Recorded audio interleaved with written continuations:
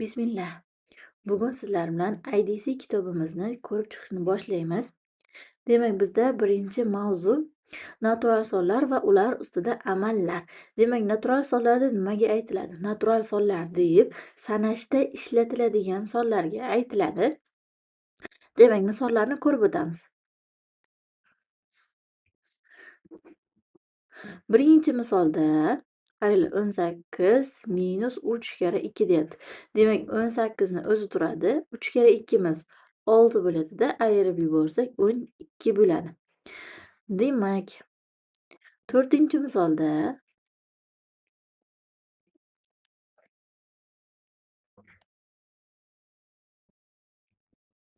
teng bo'ladi. Qaranglar, 8 kara 3 miz 24, 7 kara 6 miz 42, 5 kara 9 miz esa 45 bo'ladi. Shu yerdan soddalashtiradigan bo'lsak, xo'sh, ana bu ikkalasini soddalashtirsam, amal holi manfiy sondan o'tmadik sizlar bilan. Qaranglar, 24 ga 42 ni qo'ysalar 66 bo'ladi. 66 dan 45 ketsa 21 qoladi. Demak, 7-chi masalada qaranglar, 7-chi masalada bo'lish va ko'paytirish amallari yonma-yon kelyapti. Bunaqa vaziyatda nima qilinadi? Bunaqa vaziyatda birinchi bo'lib bo'lish amali bajariladi. Ya'ni 20 ni 5 ga bo'laman 4 kara 4 turibdi. Ikkinchi bo'lib ko'paytirish amali bajariladi va 4 kara 4 imiz 16 ni beradi. Ikkalasini o'rnini almashtirmanglar, bo'lmasa misol xato chiqadi.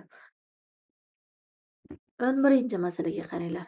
11-chi masalada 122 xo'sh 83 ikkita qavs qatnashyapti. 11-chi masalada qavslar qatnashganda birinchi qavsni ichidan soddalashtiriladi.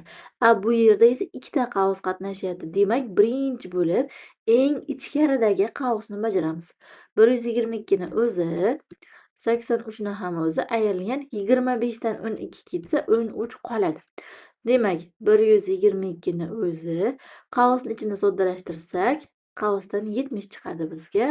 Qo'shib qo'ysak 192 bo'lar ekan oxirgi javobimiz. Keyingi masalamiz 13. 13 da 48 bo'lingan, xo'sh 12 minus 4 kara 2 24 bo'lingan 6 deyapti. Ana endi qaranglar. 48 ni o'zi bo'lingan bo'ladi. Ana bu yerda 12 minus 4 kara 2 imiz 8 qo'shilgan 24 ni 6 ga bo'lsam 4 bo'ladi. 48 ni o'zi bo'lingan 12 dan 8 ketsa 4 bo'ladi, qo'shilgan 4. Demak, 48 ni 4 ga bo'lsak 12 va unga 4 ni qo'shsam 16 bo'lar ekan oxirgi javobimiz. Demak, keyingi misolimiz, mayli 16 ni ko'raylik. 16 da 64 bo'lingan deyapti. 4 plus qaranglar, ana 2 kara 8 ni o'rniga 16 yozib ketamiz. Demak, 2 kara 8 imiz 16 ayrilgan turibdi. 144 ni 12 ga bo'lsak 12 ni beradi, chunki 144 12 ning kvadrati. Demak, 64 bo'lingan qavsni ichini soddalashtirsam 16 dan 12 ketsa 4 bo'ladi. 4 ga 4 ni qo'shsak 8 bo'ladi. 64 ni 8 ga bo'lsak 8 chiqar ekan.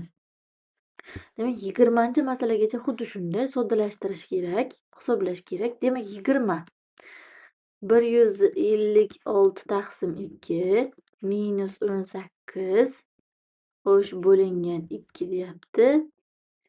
3 kara 18 bo'lingan 6 plus 2. Yaxshi. Qaranglar, 156 ni 2 ga bo'lsam 78 minus 18 bo'lingan 2 3 kara 18 ni 6 ga bo'lsak 3 plus 2. Demak, 78 dan 18 ketsa 60 bo'lingan 2 va 3 kara 5 teng bo'ladi. 60 ni 2 ga bo'lsak 30, unga 3 kara 5 ni qo'shadigan bo'lsam 15, oxirgi javobimiz 45 bo'lar ekan. Qaranglar, 21-dan boshlab yig'indini ko'paytmaga almashtirib hisoblang deyapti. Demak, 21 21da nechta 12 berilgan, shuni sanab olishimiz kerak bo'ladi. Xo'sh, 4ta 5ta 12 berilgan ekan. Hozir yig'indidan ko'paytmaga o'tish uchun 12larni sanaymiz va 5 kara 12 o'shancha kara 12 bo'ladi. Shunda 5 kara 12miz 60 bo'ladi. 24. 24da qaranglar, 1035 deyapti, yana 1035 va hokazo 1035. Qaranglar, bu yerda 1035lar 10 marta takrorlanyapti deb o'zi aytib qo'yyapti shartida. Demak, buni 10 kara 1035 deymiz, bo'ldi. Shunda 10350 hosil bo'ladi yig'indimiz. 26. 26da xo'sh, e'tibor bergan bo'lsalaringiz, 26da ikkita sonimiz bitta juftlikni tashkil etyapti va bu yerda 48 ta son bor ekan. Ana endi qaranglar, ikkita sonimiz bitta juftlikni tashkil qilganligi uchun mana shu juftlikdan bizda 24 ta bo'ladi. Ya'ni ikkita son bitta juftlikni tashkil qiladi. 48 ta sonimiz 24 ta juftlikni tashkil qiladi. Demak, 11 kara 24 bu 264. Yaxshi. Demak, 28. 28da agar deyapti, xo'sh, yig'indida nechta son qatnashgan? Yaxshi. 60 qo'shilgan 60 va hokazo 60 berilgan. Nechtadir 60larimizning yig'indisi 2400 berar ekan. Bilmaymiz nechtaligini. Demak, n'ta bor desak, bu yerda hozir 60 kara n'imiz 2400 ga teng ekan. Shu yerdan n'ni topish uchun 2400 ni 60 ga bo'lamiz. 40 chiqadi. 30. 30da qaranglar. Bu yerda ham nechtadir 30 bor. 30-misolda. Demak, 6060 bo'lar ekan yig'indisi. Barcha 30 sonlari 80 ga o'zgartirilsa, yig'indining qiymati nechaga teng bo'ladi? Demak, bu yerda ham bilmaganligimiz uchun n'da 30 bor deymiz.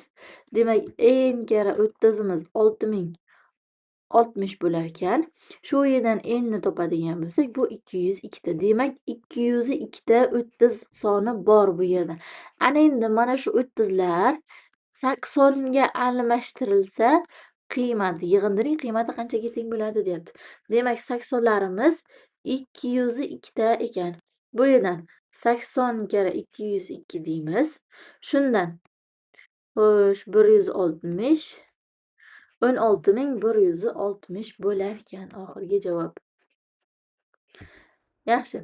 Ana 32. 32da qaranglar, qulay usulda hisoblang deyapti. Demak, 19 32 81 va 168. Qulay usulda hisoblang degani, qo'shganimizda oxirgi javobi 0 bilan tugaydigan sonlar bo'ladi. Mana shularni o'zaro juft qilib qo'shish kerak degani. Ya'ni mana 19 ni 81 ga qo'shish kerak, 32 ni 168 ga qo'shish kerak. Demak, 19 qo'shilgan 81 va 32 qo'shilgan 168. 19 ga 81 ni qo'shganimiz 100 ni beradi, 32 ga 168 200 ni beradi. Demak, oxirgi javobimiz 300 bo'ladi.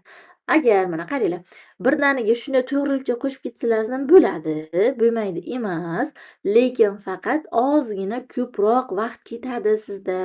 Bizda testda vaqt tig'iz bo'ladi, vaqtdan unumli foydalanish kerak bo'ladi. Shuning uchun qulay usul bilan foydalanish kerak, qulay usul bilan ishlash kerak. Demak, 34-masalada 34 ni ham bitta ko'rib ketamiz. 32, 38, 44. Ana qaranglar, ana bu 44 bilan 56 ni sherik qilamiz. 38 bilan 62 ni sherik qilamiz va 32 bilan 68 ni o'zaro sherik qilamiz.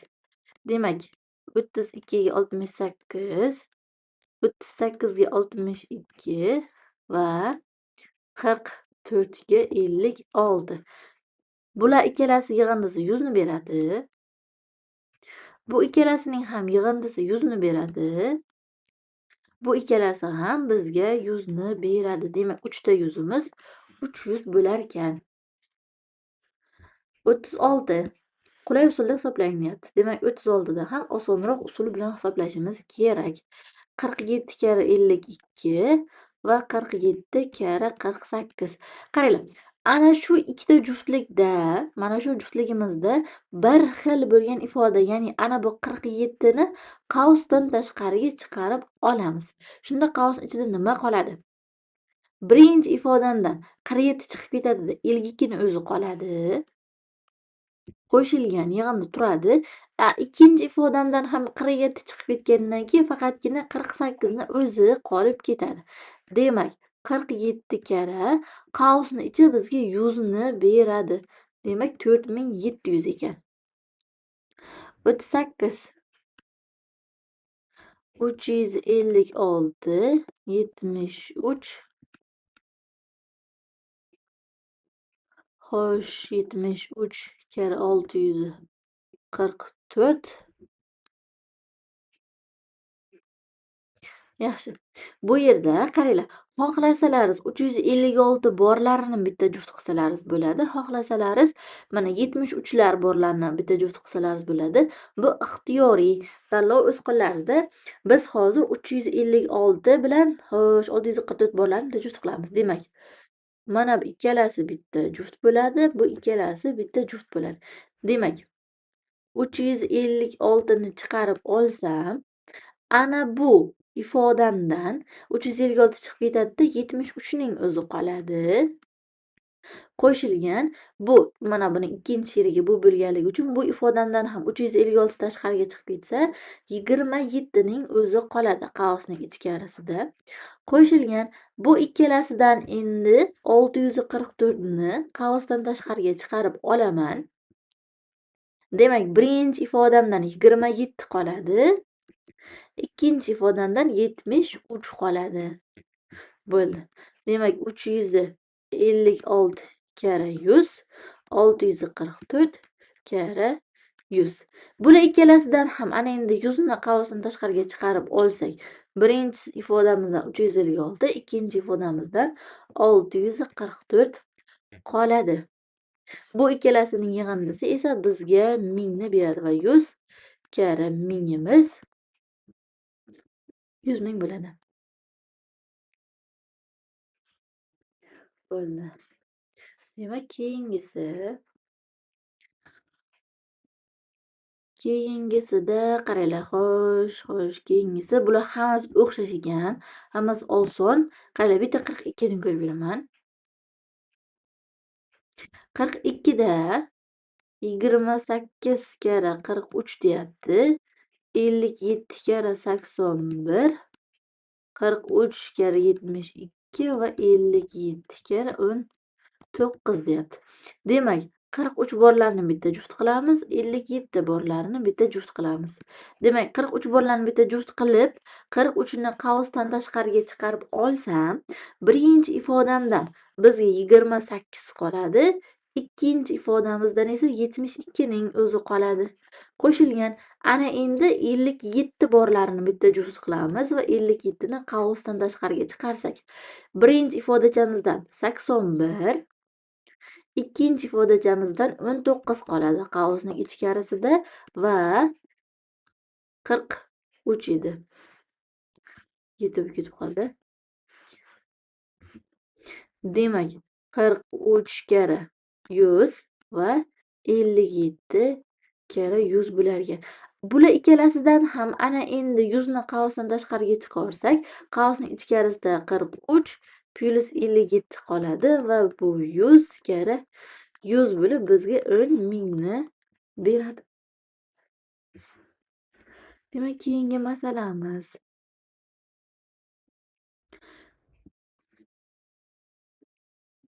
44 ni ko'ramiz bitta. 44 da 67 karra 43, 43 karra 37, Xo'sh, 23 bo'ldi. Demak, qaranglar. Ana bu ikkalasini bitta juft qilamiz va 43 ni qavsdan tashqariga chiqarib olsak, birinchi ifodamizdan 67, ikkinchi ifodamizdan 37 qoladi. Ayrilgan 30 karra 23 minus 20 karra 10 ning o'zi turadi hozircha. Demak, 43 karra 67 dan 37 ketsa 30 qoladi. Ayrilgan 30 karra 23 minus 20 karra 10 ning o'zi. Ana endi qaranglar, bu ikkalasini bir juft qilamiz va 30 ni qavsdan tashqariga chiqaramiz. Shunda birinchi ifodamizdan 43 qoladi qavsning ichkarisida, ikkinchi ifodamizdan esa 23 qoladi. Ayrilgan 20 karra 10. Demak, soddalashtirsak 43 dan 23 ketsa 20 qoladi minus 20 karra 10.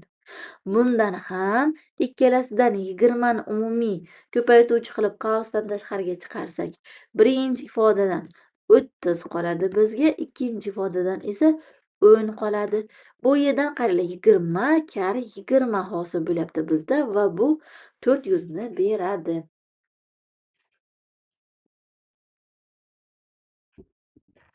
46. 46 da qaranglar. Daftarning narxi 5000 so'm deyapti. Demak, daftarning narxi 5000 so'm, ruchkaning narxi 3000 so'm bo'lsa, 4 ta daftar, 4 ta daftar va 3 ta ruchka necha so'm turadi deyapti. Demak, 4 ta daftarimiz 4 karra 5000 so'm, qo'shilgan 3 ta ruchka 3 karra 3000 so'm.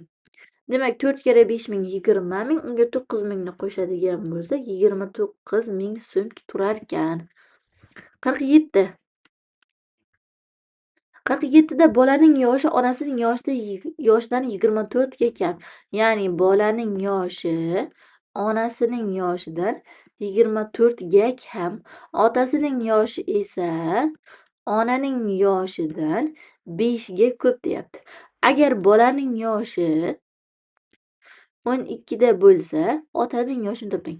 Demak, bolaning yoshiga ana bu yerda 12 ni keltirib qo'yamiz. 12 teng bo'ladi onaning yoshidan 24 ni ayirganimizga. Shu yerdan onaning yoshi 36 chiqadi va otaning yoshini topish uchun ana bu tenglamamizga onaning yoshini o'rniga keltirib qo'yamiz. 36 qo'shilgan 5. Demak, otaning yoshi 41 da ekan. 48-masala. 48-masalada aytyapti, fermer xo'jaligida iyul oyida 300 tonna sut mahsuloti yetishtirildi. Xo'sh, iyun oyidagidan shunchaga ko'p, avgust oyidan shunchaga kam. Yaxshi. Demak, yoz davomida iyun, iyul va avgust oylari davomida sut mahsulotlari ishlab chiqarilgan. Iyul oyida 300 tonna, iyun oyida esa shundan 17 tonnaga kam. Avgust oyida esa 300 tonnadan 23 tonnaga ko'p yetishtirilgan ekan. Demak, jami necha tonna sut mahsuloti yetishtirilgan deyapti. Qo'shib qo'yish kerak, tamom. Demak, qo'shib qo'ysak. Xo'sh, 300. 3 ta 300 imiz 900 bo'ladi. 23 dan 17 ketsa 6 ni beradi va 906 tonna sut mahsuloti yetishtirilgan ekan. 49. 49 da qaranglar, 4 kilogramm pomidorimiz 36.000 so'm deyapti. 5 kilogramm pomidor necha so'm turadi? Demak, birinchi proporsiya usuli bilan ishlaymiz.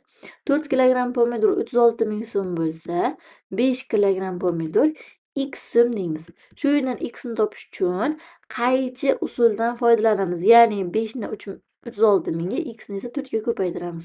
Demak, shu yerdan 4 karra x imiz 5 karra 36.000 bo'ladi. Shu yerdan x ni topadigan bo'lsak, 5 karra 36.000 taqsim 4 bo'ladida, 36.000 bilan 4 ni qisqartirsak 5 karra 9.000 chiqadi. Va bu 45.000 bo'ladi. Bu birinchi usul. Ikkinchi usulda qaranglar.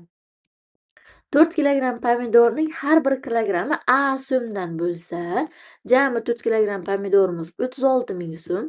Bu yerdan 1 kilogramm pomidorning narxi 9 ming so'm chiqadi va 5 kilogramm pomidorimiz narxi esa 5 kara 9 ming bo'ladida 45 ming bo'ladi. Bunday qilsalar ham, unday qilsalar ham farqi yo'q. Javob bir xil chiqadi. Qaysi qulay bo'lsa sizga. Demak, bu hozir birinchi usul bo'ldi. Bu ikkinchi usul bo'ldi. Kimga qaysi qulay bo'lsa. 50 o'xshash ekan, 51 ni ko'ramiz. 51 da 5 kilogramm kartoshka, demak 5 kilogramm kartoshkamiz 15 ming so'm. Bu yerdan qaranglar, birdaniga 1 kilogramm kartoshkamizning narxi mana 15 mingni 5 ga bo'lamiz, 3 ming so'm ekanligi chiqadi va aytyapti 7 kilogramm piyozning narxi 28 ming so'm. Birdaniga piyozning ham narxini, 1 kilogramm piyoz narxini topib ketsak, 28 mingni 7 ga bo'lsak 4 ming so'm chiqadi. Demak, 3 kilogramm kartoshka va 4 kilogramm piyozning narxi.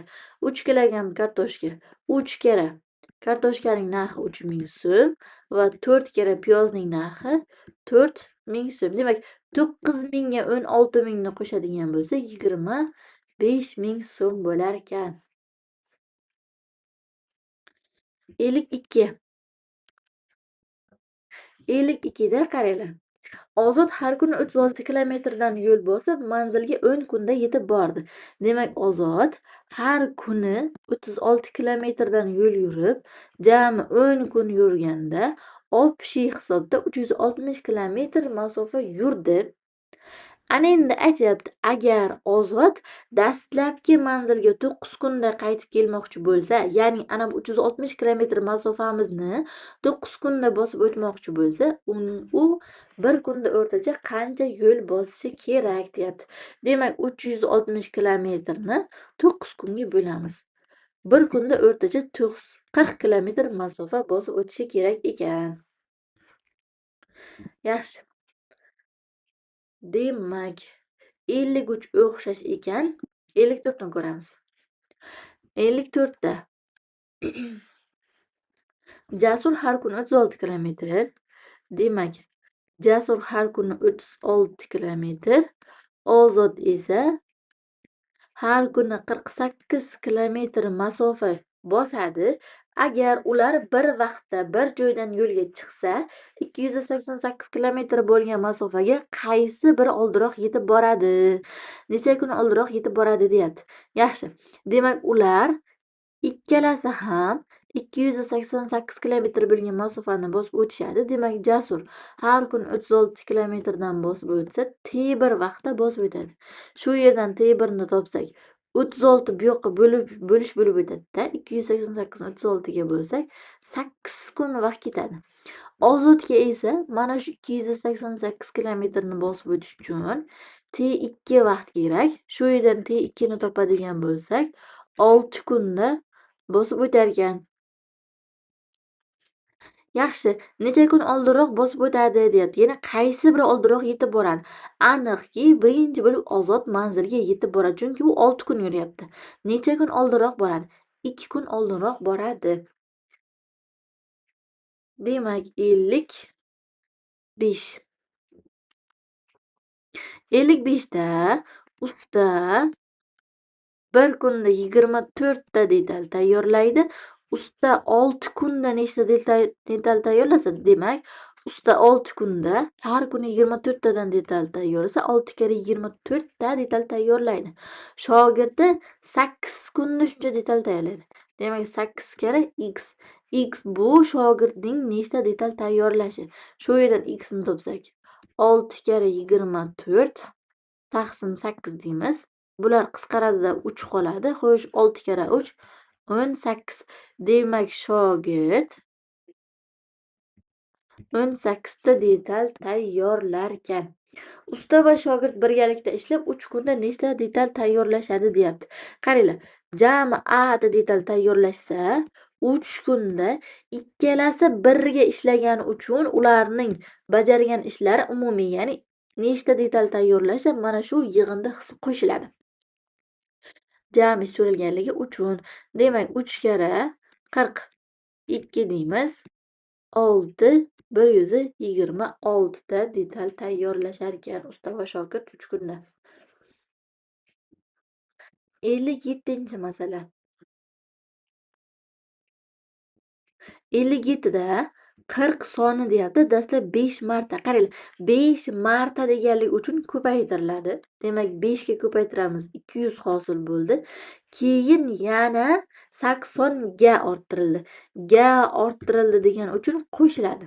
Demak, oxirgi chiqqan javobimiz 280 bo'ldi. Hosil bo'lgan son dastlabkisidan necha marta ortiq?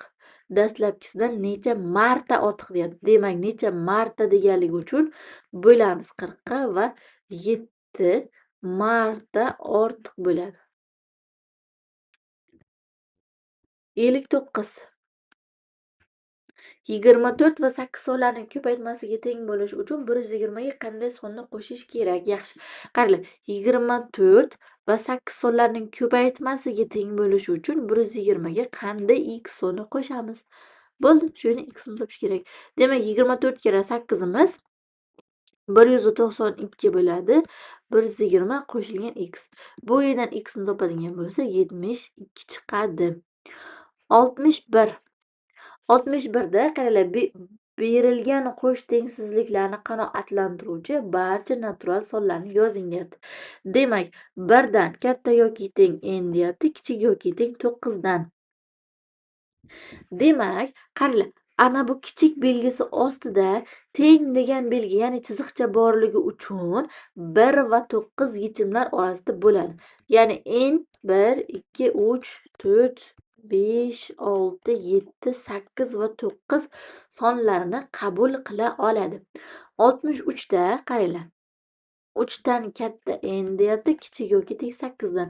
Bu yerda n 3 ni ololmaymiz, sababi bu yerda teng, ya'ni kiradi degan belgi mavjud emas. Shuning uchun 4, 5, 6, 7 va 8 ni ham olamiz yechimlar qatoriga. Demak, 66 ni ko'ramiz.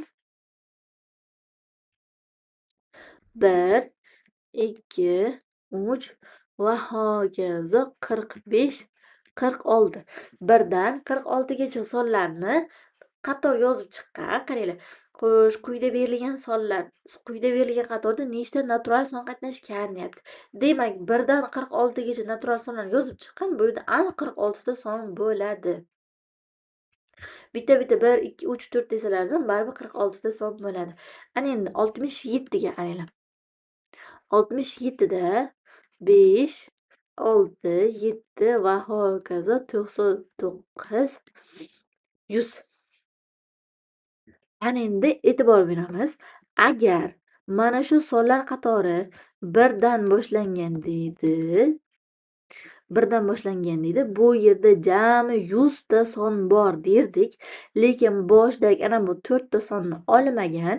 Shuning uchun biz mana shu boshdagi 4 ta sonni ayirib yuboramiz va jami 96 ta son bor bu yerda deymiz. Bo'ldi. Demak, 69 ham xuddi shunday. 69 da qaranglar. 23, 24, 25 va hokazo 123, 124 deyapti. Demak, 1 dan boshlanganda 124 ta son bo'lardi, lekin boshdagi 22 ta sonimiz yo'q bo'lganligi uchun 22 ta sonni ayirib yuboramiz. 102 ta son bor ekan. Demak, 73. 73 da xo'sh 10.000 qo'shilgan 5 kara 1000 qo'shilgan 4 kara 10 plus 2 deyapti. Buni hisoblasalar hozir 10.000 ga 5.000 ni qo'shadigan bo'lsak 15.000 42 bo'ladi. Bo'ldi. Bular juda ham oson. 75 ni ham bitta qo'yib beraman, qaranglar. 75 da 2 kara 10.000 deyapti. qo'shilgan 4 kere 10. 2 kere 10 mingimiz 20 mingni beradi. 4 kere 10imiz 40 ni beradi. Demak, 20 ming 40 ekan. Ana endi 76. 76 da 87 ming 32 deyapti. Demak, qaranglar, buni ko'p xonali sonlarni xona birliklari yig'indisi ko'rinishida yozing. Ya'ni qaranglar, mana 71, 72 mana shunaqa ko'rinishda yozilgan-ku, shunday ko'rinishda yozing deyapti. Yana xona birliklari nima ekan deb xavotir olmanglar. 75 ga o'xshatib yozib qo'yinglar deyapti-da.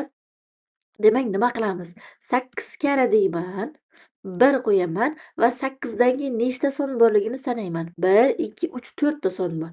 1 dan keyin 4 ta 0 yozamiz. Qo'shilgan 7 karra deyman, 1 yozaman. 1 dan keyin nechta son bor? 3 ta. 3 ta 0 qo'yamiz. Demak, 0 karra 1 deyman, 1 dan keyin 0 dan keyin 2 ta son bor. 2 ta 0 yozamiz. Demak, 3 karra 1 deyman. 3 dan keyin nechta son bor? Bitta son bor. Qo'shilgan 2 ning o'zi. Bo'ldi. Mana shu yoyilmani so'ragan. Endi bu yerda mana bu 0 karra 100imiz 0 bo'lib ketadi. Shuning uchun mana 8 karra 10 ming, 7 karra 1000, 3 karra 10 plus 2 deb yozib qo'yiladi. Ana bu tushib qoladi. Chunki 0 karra 100imiz 0 bo'lib ketadi. U yig'indini o'zgartirmaydi. 81. Eng kichik 3 xonali son bilan eng katta 2 xonali sonning yig'indisi. Eng kichik 3 xonali sonimiz 100, eng katta 2 xonali sonimiz 99. Demak, yig'indisi 199. 82. Qaranglar, 82 da turli raqamlar bilan yozilgan eng katta 2 xonali sonni yozing deyapti. Demak, xo'sh, 98 bo'ladi. Mana raqamlari turli va eng katta 99 deb olsalaringiz ham bo'lardi, faqat 99 da raqamlar takrorlanib qoladi. 98 esa takrorlanmaydi. Demak, 83.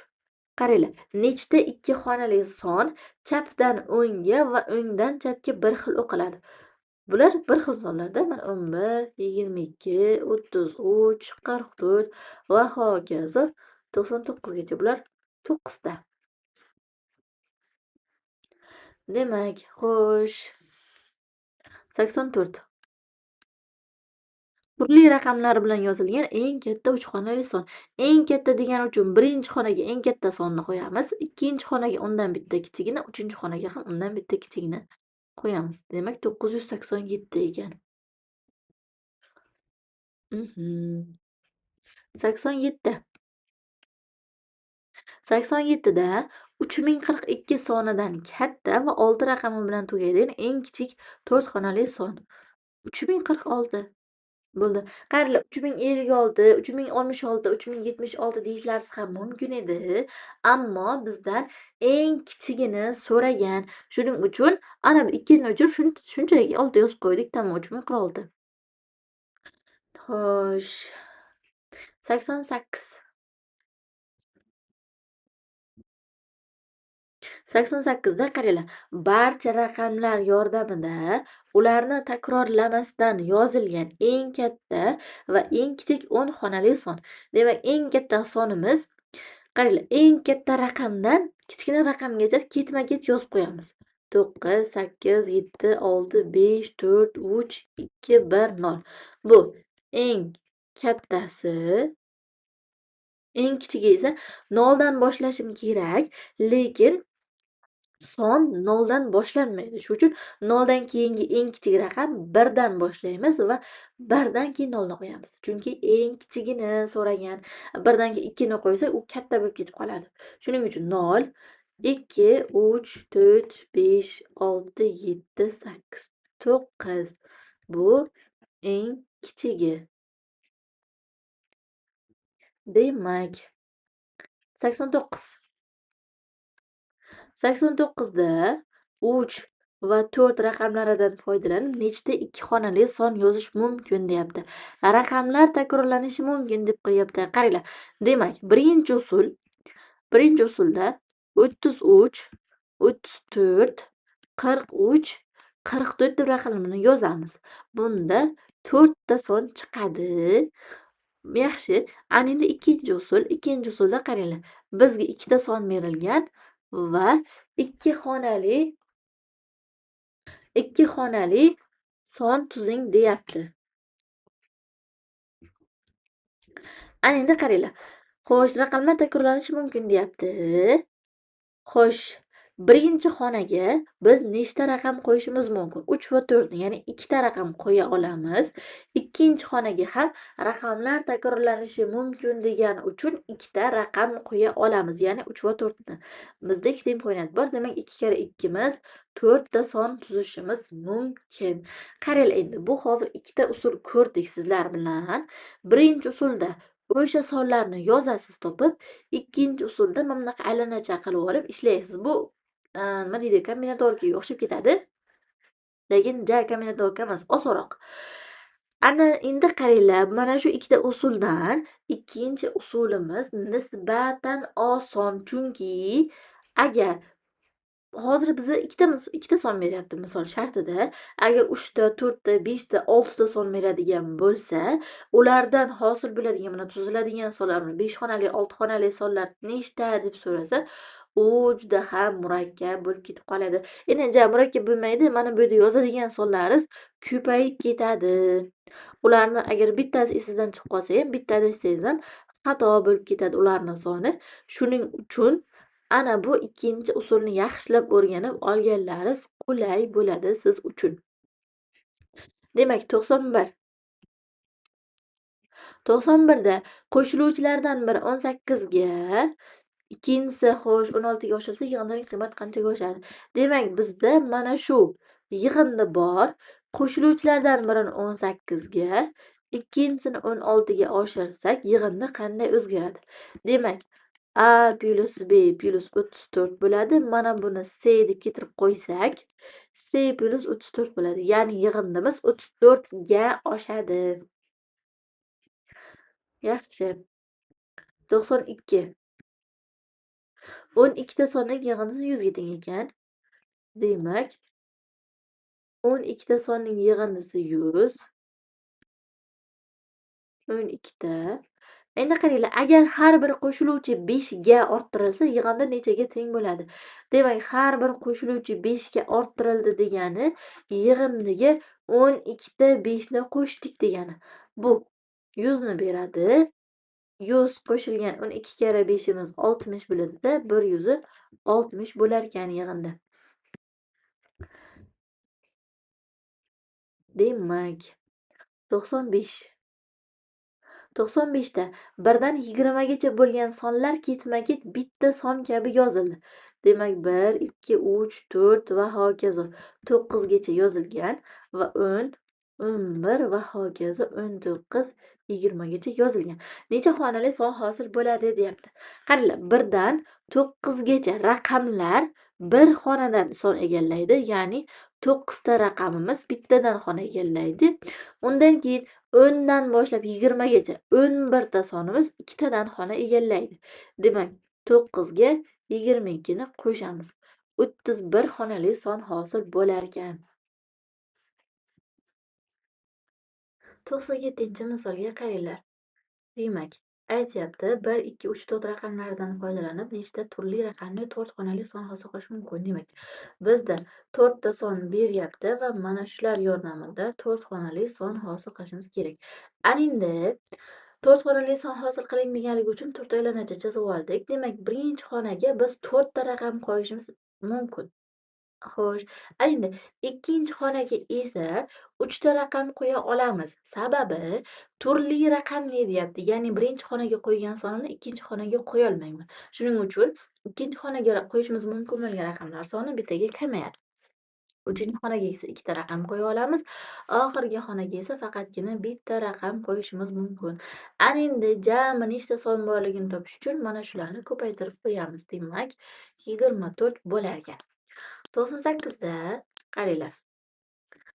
O'quvchi birinchi kun bitta, ikkinchi kun ikkita, uchinchi kun 3 ta va hokazo. U dastlabki 20 kunda nechta masala ishlagan? Ya'ni 20-chi kuni 20 ta masala ishlagan. Jami nechta masala ishlaganini topish uchun mana shu 20 kunda ishlagan masalalarini qo'shishimiz kerak bo'ladi. Demak, qo'shib chiqamiz. 18, 19 va 20. Birinchi usul buni shundagina to'g'ridan-to'g'ri premyotni qo'shib ketsalar ham bo'ladi. Faqat bunda ozgina ko'proq vaqt ketishi mumkin. Osonroq usuldan foydalanishimiz kerak. Demak, osonroq usul qaranglar. 1 bilan 20 ni sherik qilaman. Yig'indisi 21. 2 bilan 19 ni sherik qilaman. Yig'indisi 21. 3 bilan 18 ni sherik qilaman. Yig'indisi 21 bo'ladi. Demak, bizda hozir yig'indisi 21 bo'lgan sonlar juftligidan 10 ta bor. Buni qayerdan bilyapmiz? 1 dan 20 gacha 20 ta son bor edi. Mana shularni ikkitasini bitta juftlik qilganimizda ana bunaqa to'rtburchakcha juftliklarimizning soni 10 ta bo'lib qoladi. Demak, xo'sh, mana bu 20. 21 kira 10imiz 210 bo'ladi. 99. 3 ta javonda 210 ta kitob bor deyapti. Demak, birinchi javon, ikkinchi javon, uchinchi javon. Bulardagi kitoblarni X, Y, Z deb olamiz. Qaranglar, jami 210 ta kitob bor deyapti. Demak, uchalasining yig'indisi bizga 210 ni berar ekan. Endi aytyapti, birinchi javondan ikkinchisiga 10 ta kitob olib berildi. Birinchi javonda 10 ta kitob kamaydi, ikkinchisida 10 ta qo'shildi.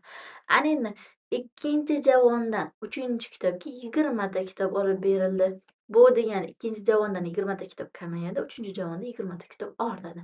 Ana endi nima bo'ldi? Javonlardagi kitoblar soni teng bo'ldi. Bo'ldi. Ana shu uchalasini tenglaymiz. Tenglasak, x minus 10imiz teng bo'ladi y plus 10 minus 20 ga va bo'yimiz teng bo'ladi z plus 20 ga. Shu yerdan qaranglar, x minus 10, y minus 10 va z plus 20 bo'lyapti. X teng y chiqyapti. Demak, z'imizni topadigan bo'lsak, y minus 30 yoki x minus 30 chiqadi.